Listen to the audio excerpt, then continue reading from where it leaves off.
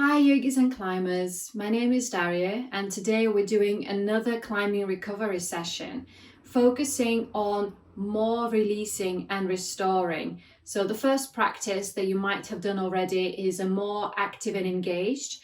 This is more passive stretches, so to get deeper into those tight areas. If you have any injuries, feel free to modify and skip some of the poses so you're not aggravating your injury.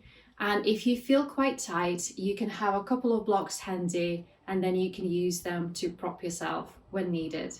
Let's get started. So first we'll integrate and activate, and then as we warm up, we can start moving into those deep stretches later in the sequence. So let's start in child's pose, bringing your big toes together, spreading your knees as wide as you wish, and then sitting down towards your heels, sliding your arms forward. If this is too much to start, you can place a block underneath your forehead, and you can also place a blanket to connect your thighs to your shins. So settle in here, begin to stretch through the spine, gentle stretch through your hips.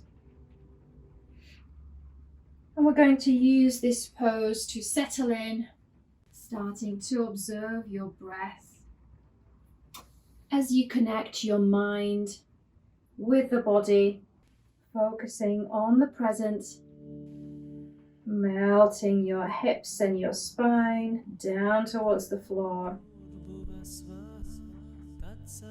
signaling your body to begin to release after a hard day of climbing, and then push onto your all fours. Let's start to warm up the spine, releasing the tension here into the cat and cow. So start by dropping your belly down, lifting your gaze up, arms stay straight, everything is hip distance apart, and then exhale as you round the spine. Keep flexing, the navel goes in. Drop your head down, gazing towards your knees. And then keep going with your own breath.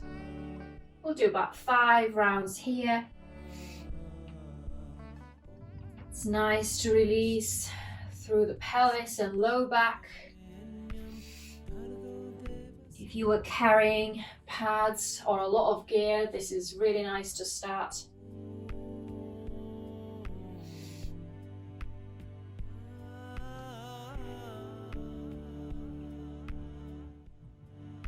And last time.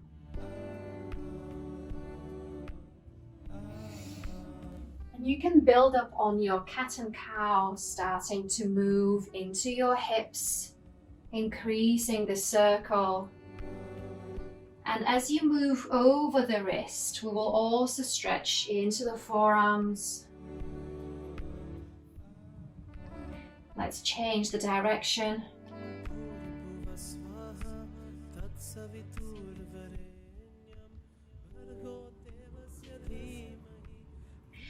Okay, nice. And now moving into your forearm stretches even deeper, let's point the fingers towards your knees.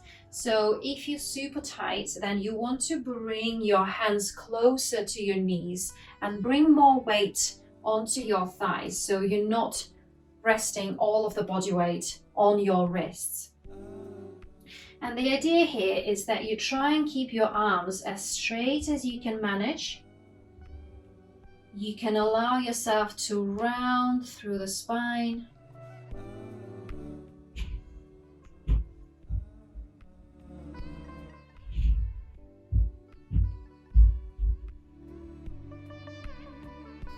And then sit back onto your heels and release. To come back to neutral, engage your core slightly, and then moving into our first downward facing dog to open the shoulders, spine and hamstrings. So sliding your right leg out, point your right heel away from you, couple of movements back and forward here. And then bring your right knee down, slide your left leg out, find that nice stretch into the calf. And then bringing both knees off the mat, find your way into a little plank, and then begin to push into downward facing dog. So with your first down dog, allow yourself to stay quite fluid here. Don't stiffen up.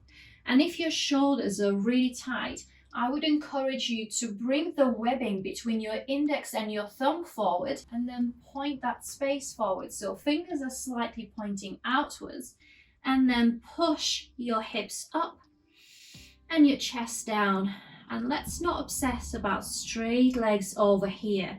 So keep your knees soft and focus on the stretch from your wrist to your tailbone. Lifting the navel in and up, and then bringing your right heel down, left knee bends, push the floor away from you. And then change, right knee bends, left heel down. Ears in line with your arms, gaze towards your feet, and then bend both knees again. Perfect. And then stepping your feet forward to the front of the mat and find your way into a ragdoll. So connect to your feet, relax your spine, let go in your neck, and allow your head to be heavy. And keep your knees bent here to start, protecting your knees, but also allowing your spine to release fully. And I'll invite you to do some gentle swaying here, bouncing lightly up and down and to sides. And then let's release the arms and come up to standing for 3 rounds of Surya Namaskara A to warm up the body before we go deeper into the stretches. Find your Tadasana, mountain pose. Sink your feet down, drop your shoulders away from the ears, lift your chest up lightly, lift the crown of the head up, press your feet down. Bring your hands in front of your chest, inhale, reach the arms up and over the head, gazing up to your thumbs. Exhale, sliding your hands down towards your feet, coming to your forward fold. Knees bend, let your head shake and hang heavy. Inhale into halfway lift, hands on shins or maybe hands on fingertips. Straighten up the legs, engage your hamstrings, stick your sit bones out, spine is flat. And then exhale, come into plank. Slowly lower all the way down to the floor. Inhale, find your back bend. If you feel super tight, then spread your arms wider and move them further away from you to give yourself some space.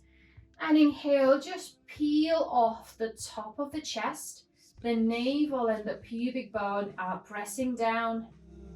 This could be your variation for the next 3 rounds. Exhale into downward facing dog. You can continue to pedal. Let's do 3 breaths in down dog. Checking that your fingers are spread, your toes are spread.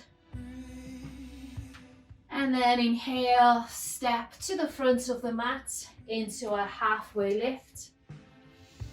See if you can stack your hips above your ankles without leaning back. Exhale, folding down. Let your spine be loose and long. Inhale, arms reach up and over, gaze up. And exhale, hands in front of the chest. Release into mountain pose. Take a deep breath in and out. Moving unrushed with your own pace. Round 2. Inhale, reach the arms up and over. Drop the head back. Exhale, folding down into Uttanasana. Keep your knees as bent as you need to maintain connection between your low ribs and thighs. Inhale, halfway lift. Exhale, hands down into plank. And then slowly lower down towards the floor. Inhale into your back bend, maybe baby cobra or normal cobra. Check that the elbows are bent, shoulders are not in the ears. Exhaling, Adho Mukha Svanasana, downward facing dog. Don't worry about the legs being straight. Just do your best. Create space in the spine. And then inhale, come forward. Top of the mat, inhale into your halfway lift. Straighten the spine, exhale, slide your hands into fold. Inhale, rise up. Exhale, hands to chest. And mountain pose, Tadasana. Another breath in and out.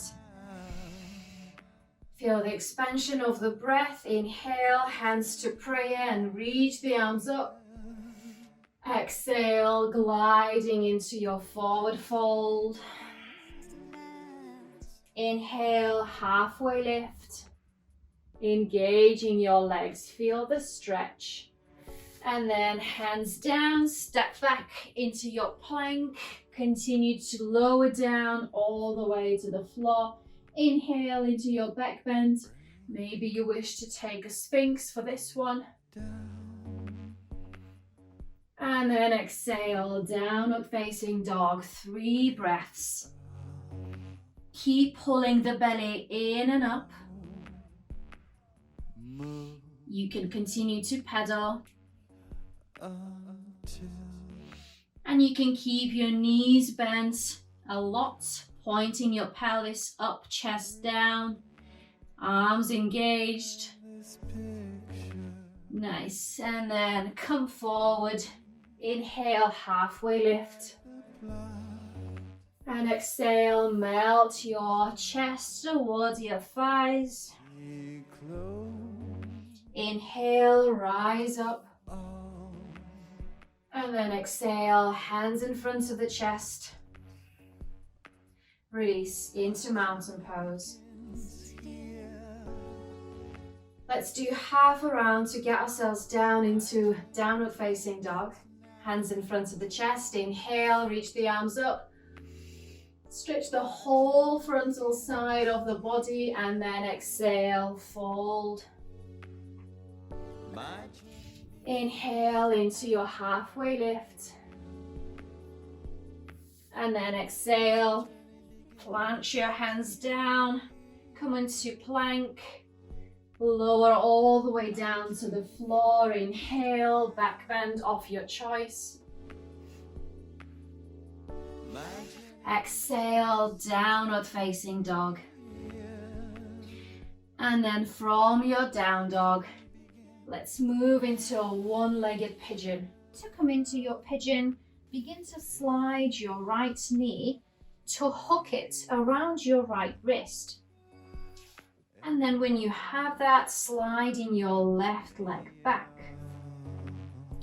So depending on your flexibility with your hips, you might not be able to have it pointing out here, but instead it will be pointing between the hands, which is also okay. And with time, you'll be able to open up more.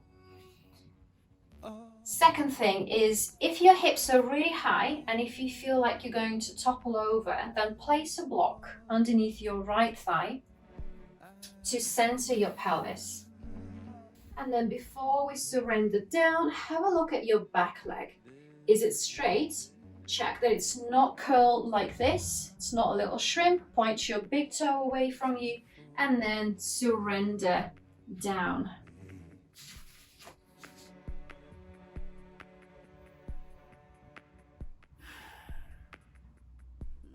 Journey begins here. My journey begins now. If you need to cushion your back knee, if it's sensitive, then add a little blanket there. And if you've got more flexibility, then you can work on bringing the right shin more parallel to the short side of your mat to increase the outer hip stretch. So choose what you're working with today and then rest your hand on hand, forehead on hands. Keeping your spine long.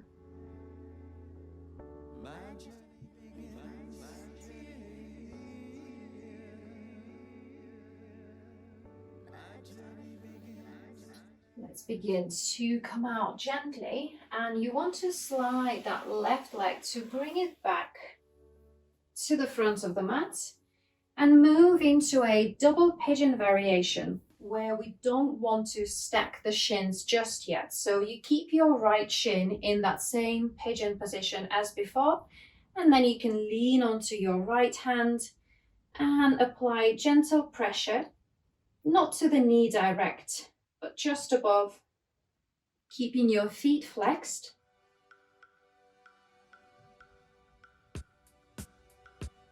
To protect the knee joints. So if this is easy, you can try and stack your shins then and work with this position here. So if this is too much, you can keep leaning onto your right arm. Number 2, you can slide your left ankle just a little bit lower. Use a block to bring your left knee closer to the right foot, and then lean over for 5 breaths here.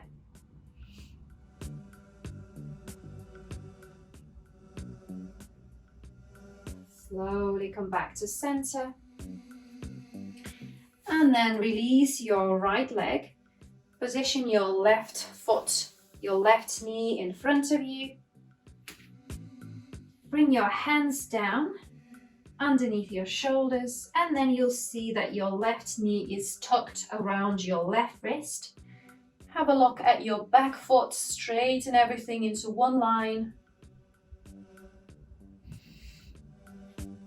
See how this side feels. Maybe it also requires a block underneath your thigh, maybe it doesn't. So observe, and then when you're ready, settle down. Keep sending the tailbone away from you towards your back foot. Point the head forward. Rest and release for a minute.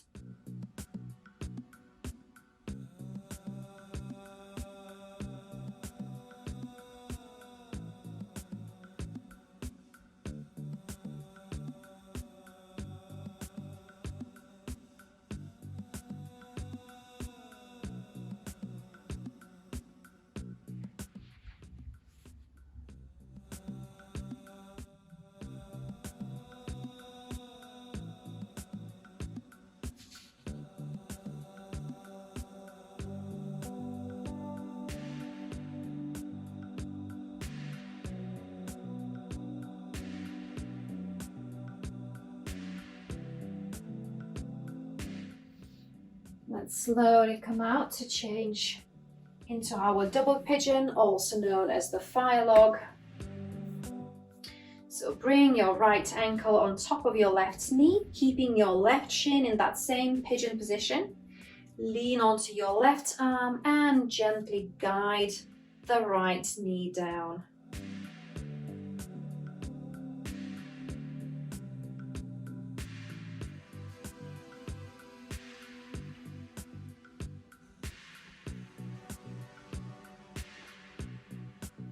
Stay here and work with this variation, or you can try and stack your shins in one line.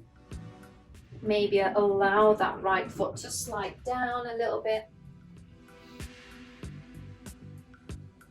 Work on directing the thigh downwards. And then shuffle your weight forward to come into this variation of a fold. And you'll notice that when you begin to fold, the gap between the ankle and the knee becomes smaller.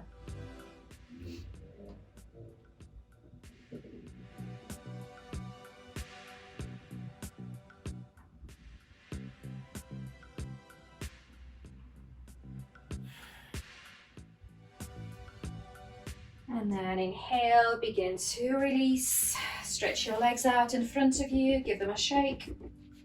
And then you can do a few of the windscreen wiper movements, side to side to release the legs. And we're coming to our biggest stretch of the day, finding our way into the frog. So you'll thank me for it later, but you might be a little bit intimidated at first. So you'll need to have plenty of cushioning underneath your knees. It's not so bad on the carpet, but otherwise use some blankets or a t-shirt to bring it down. Allow your knees to slide out as much as you can, keeping your hips in line with the knees. So we're not sitting back like child's pose, and we've not flopped out where we don't feel anything. And then frog your legs, so shins are parallel to each other, feet flexed. And now you can start settling into the pose. Might be enough for you today to just stay with the arms straight, but maybe you can start coming onto your forearms, and then maybe the knees will allow to spread a little bit wider. You can use a block underneath your forehead. And we'll be here for another minute. And you can approach this pose like you would a root or a problem. You have to commit to it. So you know it's a challenge. This big intense pose, moving into your inner thighs and into your groin. And just as your climbing project, it might require time and practice.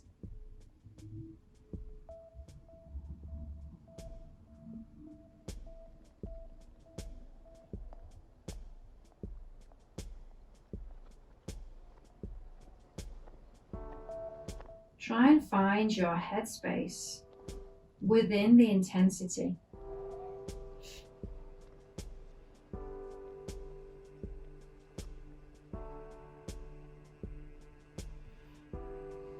You can allow yourself light movement here if that helps you.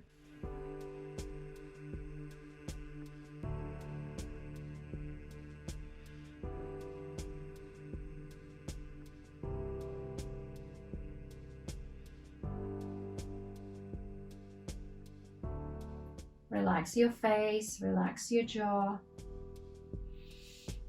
Deep breath in and out, nice work. And then very gently, you can either come onto your belly and then guide your legs together. Sit back into a child's pose or a variation into a hare pose. Drape your arms around your legs, sink down.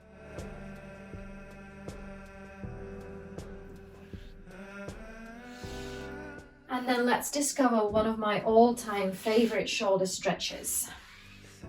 Bringing your legs forward, feet down. Press your hips down onto the floor. And then point your fingers away from you and start sliding your hands away. So you can stop at this point, could be enough already, and stay here. Or try and then shuffle your bum towards your heels. And you can start becoming heavy in your chest. So imagine you're just some laundry hanging on the line.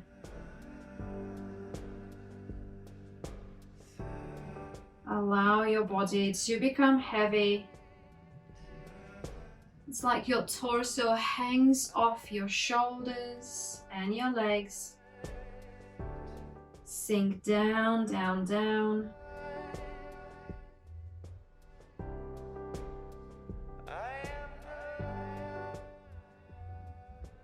If you can, maybe legs can straighten up. Slightly engage your core.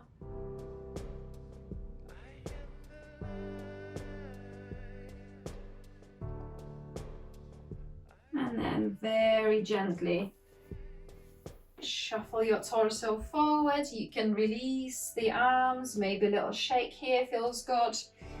And let's come into our final twists and folds before we relax completely. Well done. So spread your legs. We don't need to go super wide, we just need to get the angles right. So you want a 90-degree angle between your legs, and then bring your left foot onto your right inner thigh. For this pose, you might have to sit upon a block, and for the next few poses, if you're struggling with the folding movements. So first, let's find a deep side stretch. Bring your right elbow on top of your right thigh. Use a block here for extra height, and then begin to lift the left arm up. And if you have super tight shoulders, then don't even worry about going anywhere further from here, but create that space in your lats, in your left side of the waist, keeping your left arm straight. And only if you can maintain that spaciousness in the left side of the body, you can then move your left arm over the head. And we're not going for the super low fold today, we're just keeping space around the waist. So the right side of the waist is not collapsed. Gaze from underneath your left armpit. Actively reach your fingertips up. Nice, okay, and then release and come into a fold. So it doesn't have to be extra deep. Resting your hands either side of the right leg. Keep your low back straight as you fold.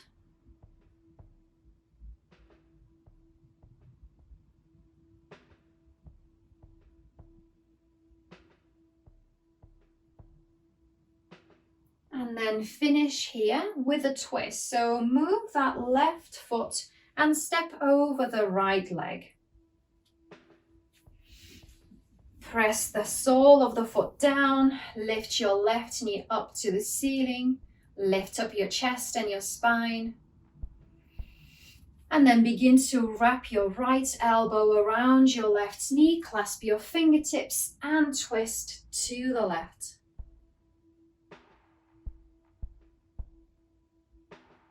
Neutralizing the spine after our forward folds and back bends.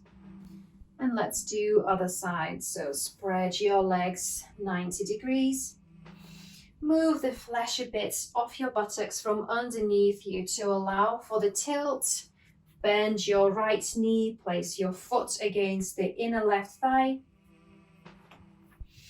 And then left elbow on your left thigh. Right hand can start on the waist. This could be your variation for today. Otherwise, straighten the right arm up. And we're not at any point constricting our full deep breath. We're not shortening it.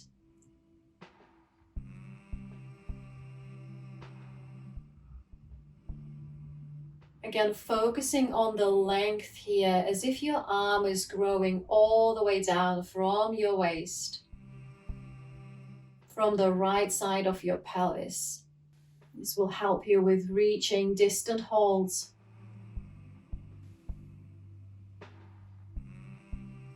And then release. Frame your hands around the left leg and come into a fold here. Keeping your left foot flexed. I'm bending my knee to be mindful of the hamstring injury. But you don't have to bend it if it feels okay for the backs of the legs.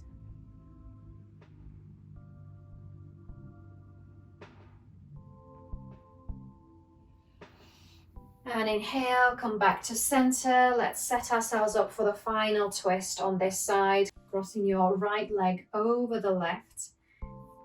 Bring the right foot down, right knee pointing up. And then hook your left elbow around your right knee. Clasp your fingers, gaze over the right shoulder. And the spine is not moving anywhere down. It's still pointing up like someone's pulling you by a string through the crown of the head up.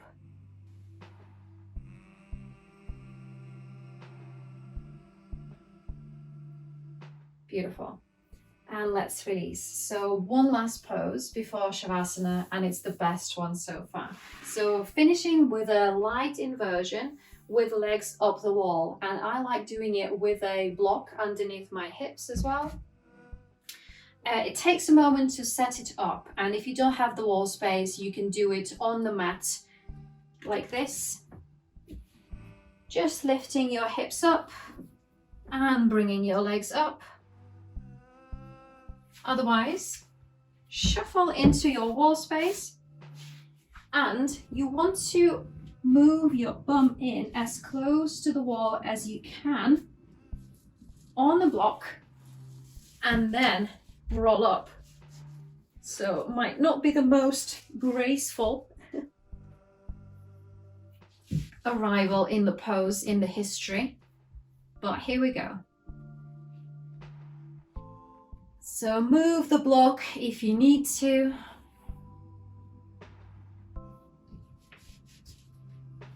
But you want to make sure that the sit bones are in touch with your wall. And then let's sigh it out. You can keep the knees soft here. You don't have to stay rigid. Allowing your legs to become light and weightless.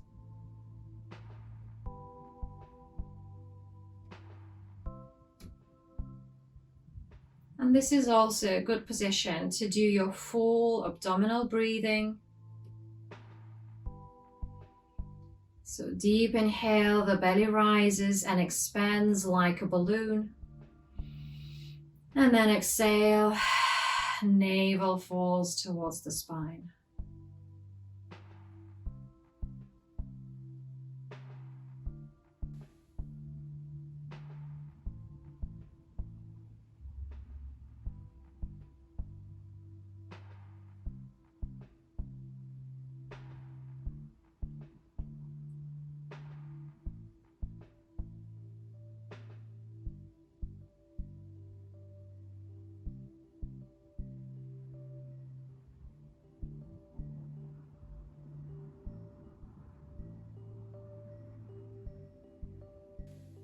Without moving too much, let's settle into Shavasana.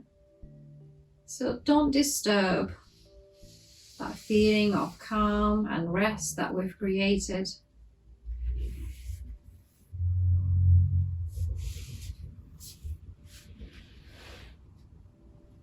Take time to arrive into your Shavasana.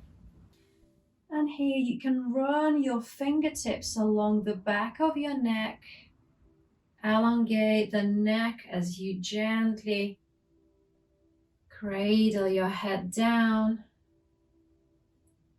And then slide your feet out one by one.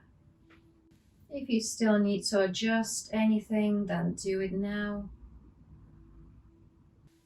And we've arrived to Shavasana, corpse pose. And see if you can be as still as the name of the pose suggests, both in the body and in the mind, feeling all tension, tiredness, stiffness disappear with each exhale you take.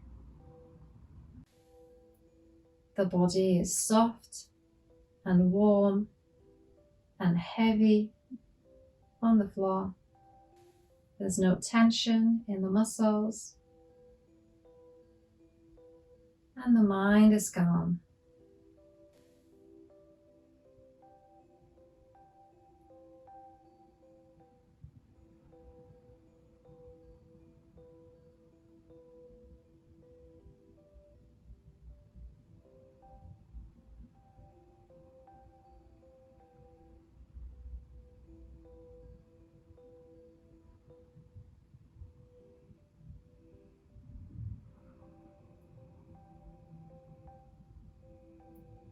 can stay here for as long as you wish. And when you're ready to come up, stretch your arms over your head. Hug your knees towards your chest. Roll onto your right side. And come back to a seated posture with your eyes closed. Thank you, yogis and climbers. I hope you enjoyed this sequence with me today. And I hope this will relieve some of the soreness and some of the achiness if you practice it. Thank you.